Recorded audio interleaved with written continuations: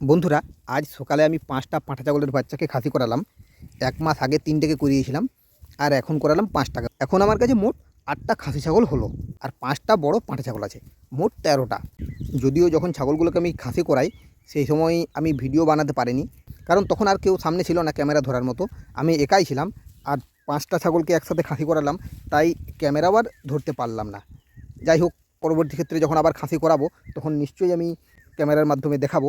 আমি জাতা পদ্ধতিতেই খাসি করিয়েছি, হাতে ব্লেড সিস্টেমে করাইনি, কারণ ব্লেড সিস্টেমে খাসি করালে রিস্ক বেশি থাকে।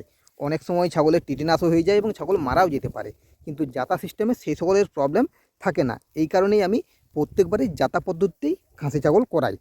আর আমি প্রত্যেককেই বলবো যে আপনারাও যারা পাঁঠা ছাগলগুলোকে খাসি করাবেন তারা জাতা পদ্ধতিতেই খাসি করাবেন, হাতে ব্লেড সিস্টেমে একদম করাবেন না। এর ফলে কিন্তু আপনার ছাগল মারাও যেতে পারে। তাই যারা ছাগলকে খাসি করাবেন তারা অবশ্যই জাতা সিস্টেমে খাসি করান। তার ফলে আপনার ছাগলের রিস্ক কমে যাবে, আপনার ছাগলটা কিন্তু মারা যাবে না। এই জিনিসটা মনে রাখবেন। আজকের মতো এই পর্যন্তই। ধন্যবাদ।